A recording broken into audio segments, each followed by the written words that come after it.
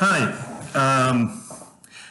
I am here to share on something I've looked at quite a bit, and that is the connection between Morgellons disease and mercury exposure. My name's Joe Kelleher, and I actually documented recovery from symptoms of the Morgellons disease spectrum about 15 years ago. It was published in the medical journal Explorer. And I went on from there. My background, actually, I should tell you, I'm a teacher. I'm actually home today because I tested positive for COVID last night. And so I'm feeling okay, but I thought it might be a good opportunity to try and do a quick video and see if I can figure out how to put this all up on YouTube. Anyways, yes, I recovered. It was published by Recovery, and it also appeared on Diagnose Me on the Discovery Channel. They did a segment about half-hour segment about 10 years ago. I went on to do research further when I saw I pattern recognized. My background's archaeology. I've been an archaeologist. I worked in archaeology for many, many years. And so I'm very good at pattern recognition. But I noted that when symptoms through time, Morgellons disease symptoms showed up, there was always some sort of link to mercury exposure. So I went back. I actually flew over to London. This was maybe a year after I recovered, and did research in London where forms of it had been documented. And then I went to the Languedoc region of France, where quite a bit of this was first the Morgellons. Sir Thomas Browne talked about it. In fact, that's where we get the term Morgellons or Morgellons, if you prefer. But Morgellons is kind of the anglicized pronunciation. Yeah, I did go over there, and what I believe is happening is we're looking at an area where widespread dyeing of silk curtains took place, and red dye was common, and cinnabar, the raw form of mercury, was likely used in the dyes. If you look at the accounts in those earliest documentations of symptoms, most of them, well, you don't see or hear of any men getting it, but you do hear women getting it, and even more frequently,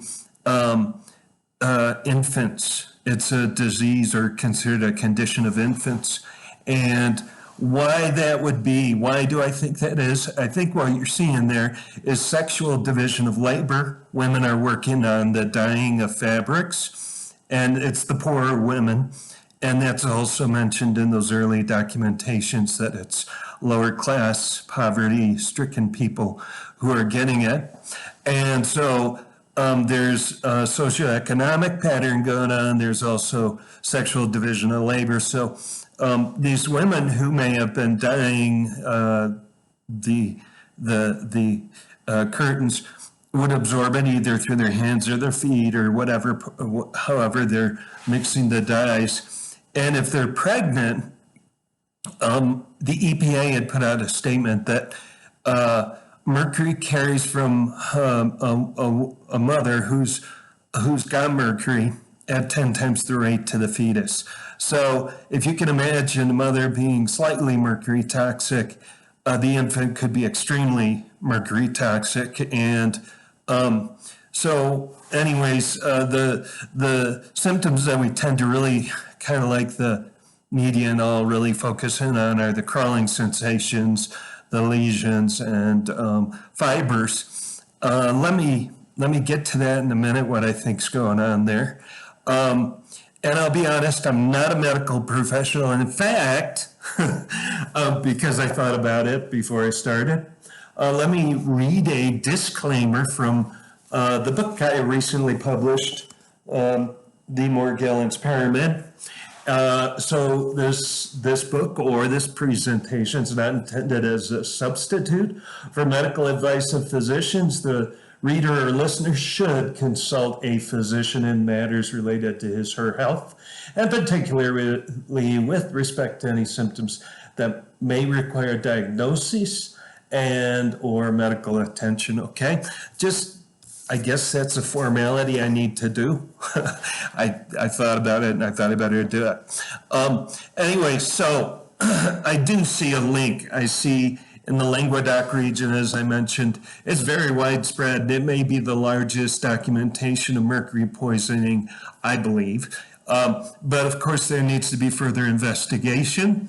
My recovery involved the removal of 9 mercury fillings, and I was high in mercury and lead and aluminum. And 15 years ago, the approach was to IV, and today I don't think anybody is doing that. I'll get to what I think if you suffer, kind of some of the directions I would recommend considering for sure. And I have been symptom-free for 15 years. So I'm a teacher, and I teach social studies at a local high school, real challenging and not exactly stress-free, but that's how I make my living. I also am a writer, and yeah. Anyhow, so let me get back to what I think is going on. So this documentation, this link between mercury exposure and Morgellons disease spectrum symptoms. We have the crawling sensations, we have foggy brain, we have exhaustion, we have high miscarriage rates, we have endocrine disorders, we have fibers, we have lesions, and the thing is, all of these except for the fibers have been shown to connect to mercury exposure. The crawling sensation is well documented as a mercury symptom, paresthesia, and I'll say when I recovered, it took me 3-4 months. And what initially happened was the crawling sensations lessened and lessened. And then it felt kind of like when your foot falls asleep, that sensation throughout my body. So what do I think? What do I think is happening? And actually I published a theory on the progression of these symptoms. It's called the barrier theory. And my publications, they're available on ResearchGate. They're also on academia.edu. They're also on my website, jwkeleher.com. So look at them. The website version, you can download the PDF and print it out. If you want to read it, I know I prefer to read off paper, so you might too. And maybe you want to share it too. If you're somebody who's trying to help us suffer, I do want to thank you because they have never needed your help more. Especially if you're a family member, believe them when they say this is what I'm feeling. Okay, it's really important that you don't. I know it's controversial. I know the whole thing, the whole scene with the CDC, the Mayo Clinic, Holman Foundation, all the pros and cons of everybody. I kind of have my feelings towards all of that. And of course, the key thing with all of us who know this is real, we need to stick to that. We need to tell people this is real.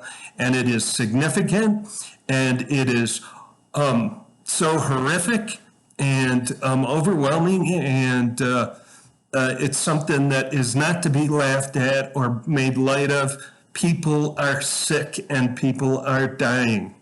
Now, when I talk about the Morgellons disease spectrum, I'm talking we have symptoms like the crawling sensations. I know for myself, it started in my scalp, went to my groin, went to the base of my feet, then it expanded throughout my body. Everybody has their own story. but kind of the crawling sensations that leads on. But I know from people I've worked with over the years, I've had people who are humored by fibers poking out of their foreheads, whatever. And of course, a lot of people terrified because that is a scary symptom, as is the crawling sensations and all the other ones.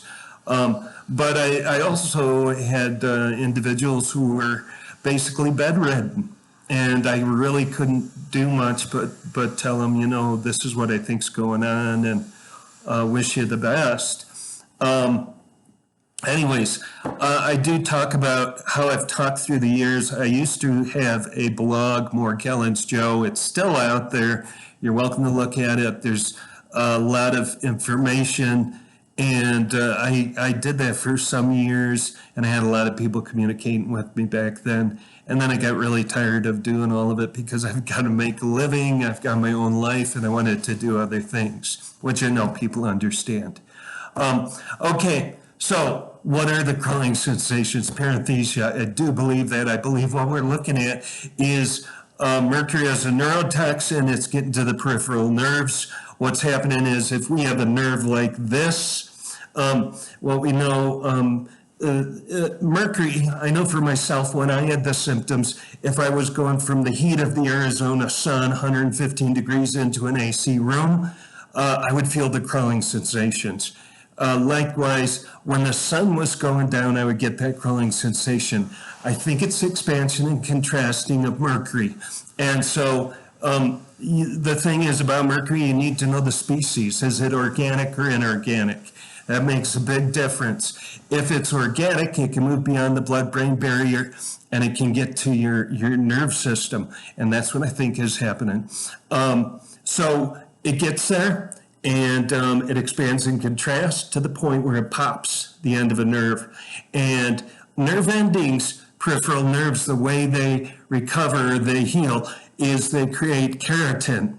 So a length of keratin at the tip here, and then it'll scaffold off from that. Eventually, this would form a fiber, and it may or may not poke through your skin, okay? That's what and I know the lesions are just kind of the irritation of that kind of pushing up and coming through. Sensations of movement, I think that's all about these peripheral nerves being irritated by the expansion and contrasting. Now, I know some of you will say, no, I've got parasites. I know because I used to, well, when I was sick, that's what I said. But I do believe what's going on there, we can have secondary infections. You can find pieces of insects in your skin. And so be aware of that. Anyways, so what do I recommend? Key thing is to detox, toxins out, nutrients in. So eat right, exercise right, get the toxins out, go after the mercury. Best direction I can give you is to look up Quicksilver Scientific. Chris Shade, Dr. Chris Shade, he speaks on all of this, and you can find him online. Again, I do have a book, The Morgellons Pyramid, if you want to know all about all of my perspective and more of that. I know I'm going to run out of time here because there is a limit, so I'm going to stop. I wish you well. I hope all of you can get well, and I hope to be over this COVID thing very soon too. Take care, and those of you helping people out there, bless you. Wonderful of you to do that. Take care now. Good luck. Bye-bye.